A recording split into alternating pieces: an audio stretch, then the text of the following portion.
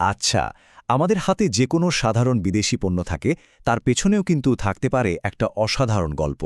চলুন আজ আমরা ঠিক এমনই একটা পণ্যের যাত্রাকে অনুসরণ করি, একদম শুরু থেকে, মানে বাংলাদেশ থেকে শুরু হয়ে একেবারে যুক্তরাজ্যে একজন ক্রেতার হাতে পৌঁছানো পর্যন্ত এর পুরো জার্নিটা দেখি।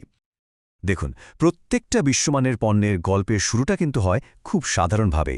তো আমরাও এই সাপ্লাই চেইনের একদম শুরুতে ফিরে যাই, যেখানে বাংলাদেশের মাটিতে জন্ম নিয়েছিল একটা স্বপ্ন। আর সেই স্বপ্নকে সত্যি করার জন্য ছিলেন একজন ভীষণ উচ্চাকাঙ্ক্ষী উদ্যোক্তা। এই গল্পটা ইউরো ফুডসের প্রতিষ্ঠাতা সেলিম হুসাইনের। ভাবুন তো একবার, মাত্র ১৭ বছর বয়সে ব্যবসা শুরু করে তিনি এমন এক অবস্থায় পড়েছিলেন যেখানে পণ্য কিনে বাড়ি ফেরার জন্য গাড়িতে তেল ভরার টাকাটাও তার কাছে ছিল না। তখন যার কাছ থেকে ধারে পণ্য কিনেছিলেন তাকেই তিনি রাজি করান আরও ২০ পাউন্ড ধার দেওয়ার জন্য। কি অদ্ভুত, তাই না? এভাবেই কিন্তু শুরু হয়েছিল এক বিশাল ব্যবসার ভিত্তি। আর সেই ২০ পাউন্ড ধার দিয়ে শুরু করার পর আজকের বাস্তবতাটা কি? শালিম হোসেনের কোম্পানির বর্তমান যুক্তরাজ্য টার্নওভার প্রায় ১৩৫ মিলিয়ন পাউন্ড। ভাবা যায় কত ছোট একটা শুরু থেকে কত বড় সাফল্য।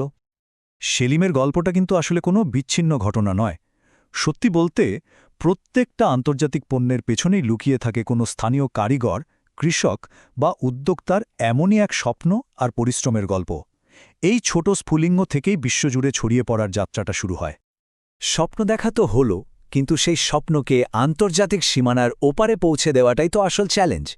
চলুন এই বিশ্বব্যাপী শিপিংয়ের যে জটিল ধাঁধাটা আছে সেটা একটু সমাধান করার চেষ্টা করা যাক। প্রশ্নটা শুনতে বেশ সহজ মনে হলেও এর উত্তরটা কিন্তু বেশ জটিল। ঢাকার একটা কারখানা থেকে লন্ডনের দোরগোড়ায়, মানে প্রায় ৫,০০০ মাইলেরও বেশি পথ, একটা পণ্য আসলে কিভাবে পাড়ি দেয়? এর পেছনে কাজ করে এক বিশাল আর জটিল লজিস্টিক্স নেটওয়ার্ক। একজন বাংলাদেশি উদ্যোক্তার সামনে তখন মূলত দুটো প্রধান পথ খোলা থাকে। একদিকে আছে আইসিএস এক্সপ্রেসের মতো স্থানীয় বিশেষজ্ঞরা, যারা দেশের যে কোনো প্রান্ত থেকে পণ্য তুলে নেয় আর পার্সোনালাইজড কাস্টম সাপোর্ট দেয়, বিশেষ করে ছোট ব্যবসার জন্য, যা একদম আদর্শ। আর অন্যদিকে আছে ডিএইচএলের মতো গ্লোবাল জায়ান্ট, যাদের নেটওয়ার্ক প্রায় ২২০টা দেশে ছড়ানো। তাদের বিশাল বিনিয়োগ আর বড় চালান হ্যান্ডেল করার ক্ষমতা বড় ব্যবসার জন্য বেশি উপযোগী। তো সিদ্ধান্তটা নিতে হয় ব্যবসার প্রয়োজন আর বাজেটের ওপর ভিত্তি করে। আজকাল কিন্তু শুধু পণ্য পাঠানোই যথেষ্ট না, বরং কিভাবে পাঠানো হচ্ছে সেটাও খুব গুরুত্বপূর্ণ হয়ে উঠছে। যেমন ধরুন ডিএইচএলের গো গ্রিন প্লাস সার্ভিসের কথা।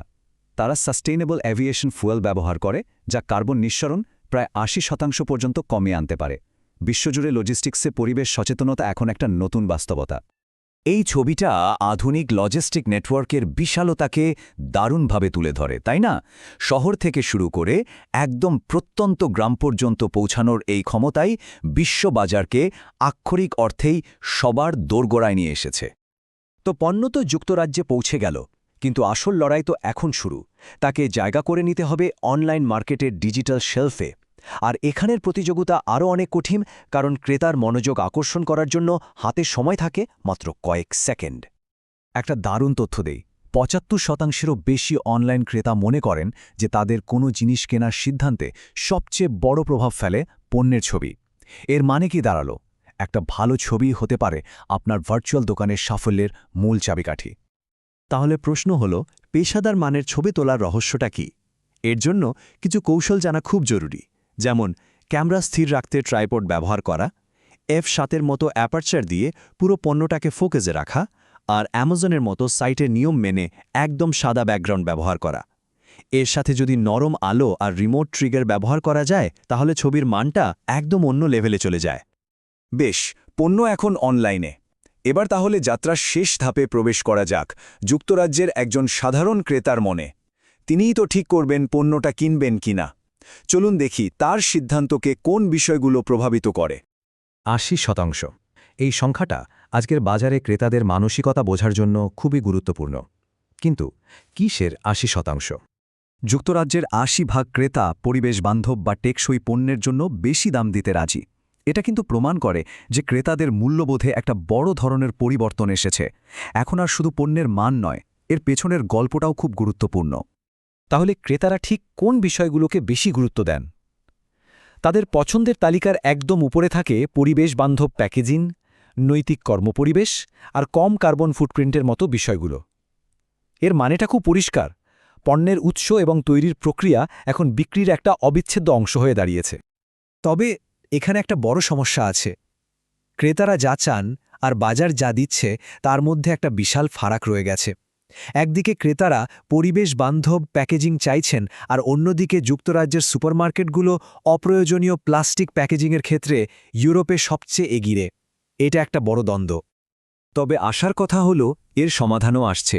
যেমন ধরুন, একটা সাধারণ কাচের বোতলকে 20% হালকা করে ডিজাইন করার ফলে শুধু কাচই কম লাগছে না, পরিবহনের সময় কার্বন নিঃসরণও কমছে। এই ধরনের ছোট ছোট উদ্ভাবনী কিন্তু একটা বড় পরিবর্তন আনতে পারে। কিন্তু দিনের শেষে সবচেয়ে বড় বাধা হয়ে দাঁড়ায় দাম। বাস্তবতাটা হল, যদিও 80% ক্রেতা নীতিগতভাবে বেশি দাম দিতে ইচ্ছুক, 61% ক্রেতার জন্য খরচটাই মূল বাধা। আর গবেষণা বলছে, বেশিরভাগ ক্রেতার টেকসই পণ্যের জন্য গড়ে মাত্র 10% পর্যন্ত বেশি খরচ করতে রাজি। এর বেশি হলেই তারা সস্তা বিকল্পের দিকে ঝুঁকে পড়েন। চলুন এবার সবশেষে দেখে নেওয়া যাক, এই পণ্যটিকে যুক্তরাজ্যের বাজারে চূড়ান্তভাবে প্রবেশ করতে হলে আর কি কি নিয়মকানুনের মধ্য দিয়ে যেতে হয়। যুক্তরাজ্যে যে কোনো পণ্য বিক্রি করার আগে তাকে বেশ কিছু কঠোর নিরাপত্তা এবং আইনি পরীক্ষার মধ্যে দিয়ে যেতে হয়। যেমন, পণ্যের নিরাপত্তা মান অবশ্যই যুক্তরাজ্যে স্থানীয় পণ্যের সমান হতে হবে, প্যাকেজিং ও লেবেলিংয়ের নির্দিষ্ট আইন মানতে হবে এবং উচ্চ ঝুঁকিপূর্ণ খাবারগুলো কেবল নির্দিষ্ট পণ্য দিয়েই দেশে প্রবেশ করানো যাবে। তাহলে পুরো যাত্রাটা যদি এক নজরে দেখে কি দাঁড়ালো? বাংলাদেশে একটা আইডিয়া থেকে শুরু, তারপর বিশ্বজুড়ে শিপিং, অনলাইনে আকর্ষণীয়ভাবে সেটাকে তুলে ধরা, এবং সবশেষে যুক্তরাজ্যের একজন ক্রেতার নৈতিকতা ও বাজেটের কঠিন পরীক্ষার পর পণ্যটা তার চূড়ান্ত গন্তব্যে পৌঁছায়। 20 পাউন্ডের একটা ধার থেকে শুরু করে লজিস্টিক্স, নৈতিকতা আর নিয়মের এই জটিল পথের শেষে একটা প্রশ্ন কিন্তু মনে আসেই। আজকের এই বিশ্ববাজারে একটা পণ্যের আসল মূল্য বলতে ঠিক কী বোঝায়? শুধু তার দাম, নাকি এর পেছনের পুরো যাত্রাটা? এটা আসলে একটা ভাবনার বিষয়।